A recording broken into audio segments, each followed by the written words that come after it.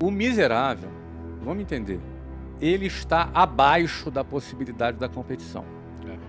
Vamos entender, não adianta a gente achar que o cara vai conseguir. Não dá pra falar, é mentalidade positiva. O cara não vai que ser. o cara ele não está tem abaixo, almoço, né? o cara não tem almoço. Ele está abaixo. É muito importante a gente deixar claro que tudo que nós estamos falando aqui é para um cara que está pelo menos ali um pouquinho abaixo do zero. Não pode estar muito abaixo. Pro cara do que zero. consegue acompanhar um podcast, né? Vamos dizer assim também, né? O cara que tem comida. O cara conseguiu ir numa escola pública e o cara conseguiu se alimentar de forma simples. Eu, por exemplo, entrei num restaurante pela primeira vez com 20 anos de idade.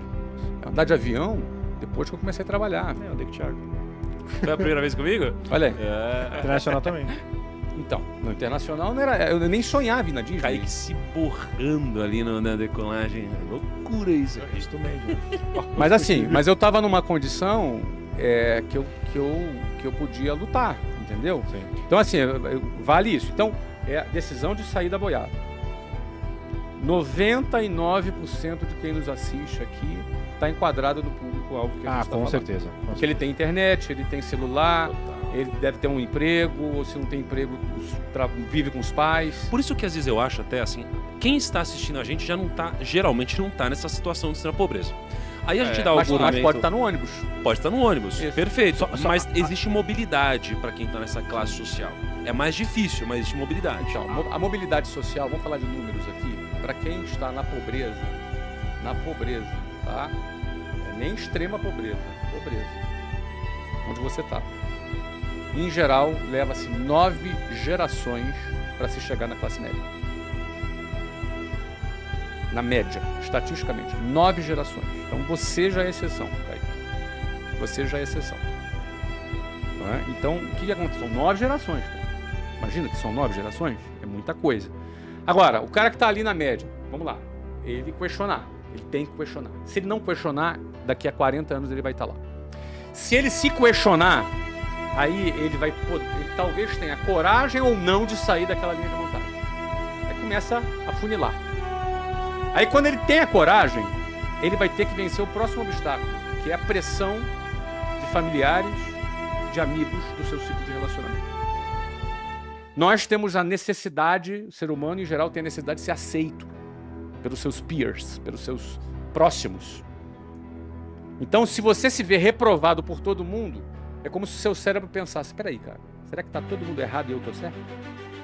Você se sente reprovado, você se sente errado. Só que para você sair da boiada, você vai ter que nadar contra a correnteza. Você vai ter que contrariar a opinião da maioria. Você vai ter que ser movido por uma convicção diferente da lógica do status quo no qual você vive. E isso é muito difícil. E é humilhante. E é humilhante porque estatisticamente vai dar errado até dar certo. Exatamente. Então assim, vai dar errado consecutivamente até dar certo. Você tem que ter muita convicção. E enquanto estiver dando errado, todo mundo vai te humilhar porque a opinião de todos é que o que você está fazendo não faz sentido. Então você vai ser humilhado do começo até... E quando der certo, vão tentar te humilhar de novo. Eu queria que a gente tangibilizasse um pouco assim, a pegada aqui, Fábio, depois que você falar, de você falar assim, cara, beleza, na hora que rolou esse despertar, vamos assim, essa fagulha, que você se olhou lá no reflexo, olhava no reflexo do ônibus e falava, cara, pra mim já deu. O que você fazia, né, e o que você começou a fazer pra, tipo assim, velho, né, porque às vezes a galera distorce um pouco isso e fala, então eu tenho que virar empreendedor, então, não, cara, qual foi a plantação que começou ali pra entender, pra sair disso? Tá. Minha primeira atividade que eu fiz, minha primeira iniciativa que eu fiz, eu tinha um relógio, Era um relógio de calculadora, vocês lembram? Relógio de calculadora? Lembra? Cássio. Eu tinha um Cássiozinho de calculadora. Adorava relógio. E aí a primeira coisa que eu fiz foi vender esse relógio. Era um presente que eu tinha ganhado. Aí eu vendi esse relógio. E com o dinheiro que eu vendi esse relógio, eu comprei mais outro relógio. E aí vendi esse relógio de novo. E com esse dinheiro, eu comprei outro relógio. O relógio foi melhorando. E vendi esse relógio de novo. Na terceira ou a quarta vez que eu vendi esse relógio, o cara que me vendia o relógio, o meu fornecedor de relógio, já comecei a conquistar um pouco a confiança dele. Então eu comprei um relógio novo e peguei mais 2 em consignação. já confiou em mim, já me conheceu, confiou em mim e eu ia pagar ele. E aí eu vendi os 3 relógios. Levei uma semana depois o dinheiro, ganhei o meu dinheiro do meu relógio e a comissão dos outros 2 relógios, ou seja, o lucro dos outros 2 relógios, paguei os 3 relógios para ele. Comprei 2 relógios e peguei mais 2 consignados. E vendi os 4 relógios e assim foi, assim foi. Eu acho que eu vendi uns, sei lá, 150 relógios. Foi na Caruda. O que é Caruda? Você foi Você chegava na rua e tava vendo relógio, você Não, ligava pra empresa, não. não. Eu comecei a vender assim. O primeiro relógio que eu comecei a vender foram para os meus amigos. Porque você não tinha técnica de venda, você não estudou isso. Você foi Não. na Caruda. Eu fui na intuição.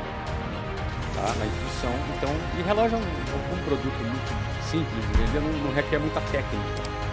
Então, Você põe no pulsão ainda e mais fala, um que olha fazia como que fica cálculo. bonito. mas naquela época tinha uma linha que existe até hoje, que é a linha Sixen ProMaster, que já fiz a propaganda para Sixen até agora. Mas tinha já estava muito na moda, era o windsurf, não sei se vocês lembram, onde tinha uns desenhozinhos assim, e era muito desejado, e eu vendia esse tipo de relógio. Não é? Então, assim, os jovens gostavam muito de comprar esse relógio. Então, eu comecei a vender para os meus amigos, amigos do bairro, amigos da escola. Daqui a pouco eu comecei a vender para vizinho do amigo, e o negócio começou a rodar. E eu lembro que tinha um jornal chamado Jornal Balcão, no Rio de Janeiro, que era um jornal de classificados, a gente eu anunciava o relógio lá, mesmo antes de ter o relógio, porque eu sentia qual era a demanda que tinha pelo relógio, e aí eu comprava, e o relógio juntava as pontas, entendeu? Então eu comecei a vender. Então essa minha experiência vendendo relógio, era muito divertida. Primeiro, eu já estava namorando, e era muito ruim para mim ficar pedindo dinheiro pro meu pai. Tinha acabado de ser expulso da escola, uma história que todo mundo já conhece. E aí o que acontece? Eu comecei a primeira coisa, eu comecei a ter dinheiro para poder sair para o oceano. Essa foi a minha primeira conquista. Não precisa pedir dinheiro pro meu pai para sair com a namorada. Né? Depois, no segundo momento, quando eu comecei a vender com um pouco mais de escala, eu fiquei vendendo relógio por um ano. Não sei se eu vendi 10 relógios por mês, talvez, em média. Mas imagina aquele mês que eu vendi 20 relógios. Eu não me lembro quanto eu ganhava por relógio. Mas, aliás, eu tenho vamos ver se eu acho aqui enquanto eu falo. Eu tenho aqui uma prestação de conta dos meus relógios vendendo. Achei esse dia na minha agenda, né? Que isso. Mas aí o que acontece? Eu comecei a questionar, de novo questionar. Porque o que eu ganhei vendendo aqueles relógios já era mais do que o meu pai e a minha mãe ganhavam no mês. Eu tenho 18 anos vendendo relógio. Claro que foi um mês. Mas quando eu ganhei aquele dinheiro, eu gostei de ganhar aquele dinheiro.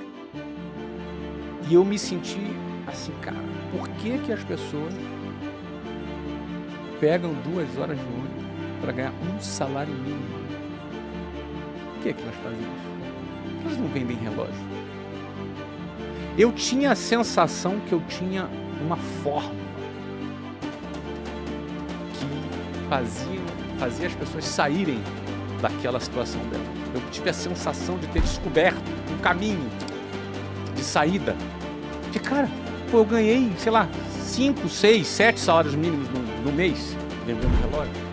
Por que uma pessoa, ela trabalha o mês inteiro para ganhar um salário mínimo, levando 5 horas, carregando cimento nas costas, trabalhando em obra? Por que ela faz? Porque ela não vende relógio, caramba. Essa era a minha sensação. Mas por que as pessoas não fazem isso também? Isso é um sentimento interessante. Porque esse sentimento tem a ver comigo. Eu me sinto tendo uma boa notícia para dar às pessoas que pode libertar elas do sustento. Esse é o meu mote.